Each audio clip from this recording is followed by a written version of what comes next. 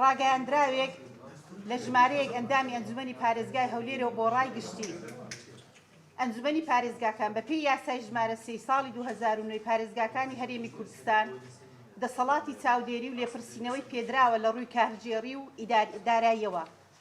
سەرەڕای جەختکردنەوەی کارنامەی کابینەی نۆیەمی حکوومەتی هەرێمی کوردستان بۆ چەسپاندنی لامەرکەزیەت لە پارێزگاکان، بەڵام حکوومەتی خۆجێیەتی هەولێر ناوێت هیچ جۆرە چاودێریەکیان بەسەرەوە هەبێت، تەنانەت ئاستەنجیش دەخەنە بەردەم چاودێریکردن.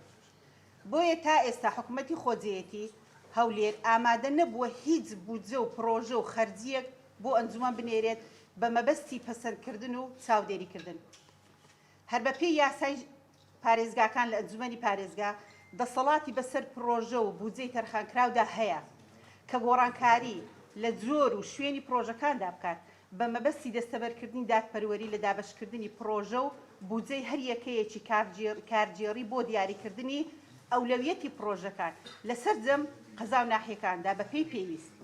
بەڵام بەداخەوە تاکو ئێستاش ئەوە جێبەجێ نەکراوە. ئەمانەی خوارەوە هەندێک لەو نمونانن کە لە ڕابردوو تاوەکو ئێستا دەرخەری ئەو ڕاستیان کە لەسەرەوە ئاماژەمان پێداوە.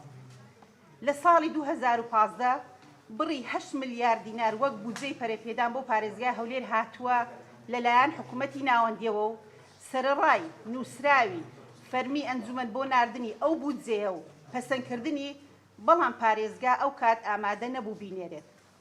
نەک تەنها پرۆژە و بودجەکەی نەنارد، بەڵکو هیچ زانیاریەکیشی نەنارد لەگەڵ نەنارد کە ئاخۆ چۆن خەرج کراوە. ئەوە لە ڕابردوو. لە ئێستاشدا لە ساڵی 2021 ژمارەیەک پرۆژە لەلایەن پارێزگا ئامادە کرابوو کە ژمارەیان 133 پرۆژە بوو بە بڕی زیاتر لە 28 ملیار دینار لەلایەن حکوومەتی هەرێمی کوردستان وەک بودجەی پەرەپێدان تەرخان کرابوو. زۆربەی پرۆژەکانش ئێستا لە قۆناغی جێبەجێکردنن. سەرەڕای چەند جار نووسراوی فەرمی ئەنجومەن کە دەبێت پرۆژەکان ئاراستی ئەنجومەن بکرێن بە مەبەستی پەسەندکردنی، بەڵام وەک هەمیشە بێ گوێدانە ڕێکارە یاساییەکان پارێزگای هەولێر پرۆژەکانی نەنارد بۆ ئەنجومەن. کۆتاجاریش هەفتەیەک بەر لە ئێستا بوو پارێزگا پرۆژە بودجەی 2022 بە بڕی 6 ملیار دینار بڕیاری لێدرا بێگەڕانەوە بۆ ئەنجومەن.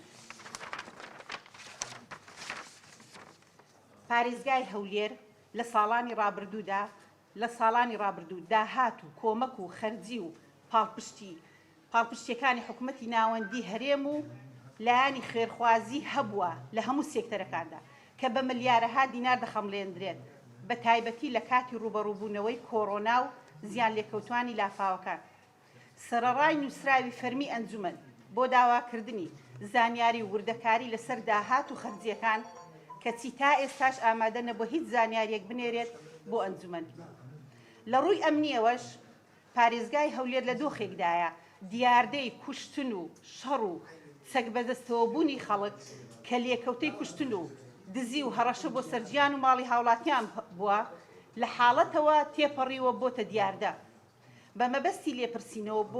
بە مەبەستی لێپرسینەوە و خستنەڕووی هۆکارەکانی بەواژووی پێویستی ئەندامانی ئەنجومەن داوای بانکێشکردنی بەڕێوەبەری پۆلیسی هەولێر کراوە زیاتر لە جارێک، بەڵام ناوبراو ئامادە نەبووە بێتە بەردەم ئەنجومەن کە هەموو ئەوانش دەرخەری ئەوان سەرۆکایەتی ئەنجومەن لە بەردەم لایانی جێبەجێکار بێدەسەڵات و لاوازن ناتوانن بەرگری لە دامەزراوەی ئەنجومەن و دەسەڵاتەکەی بکەن.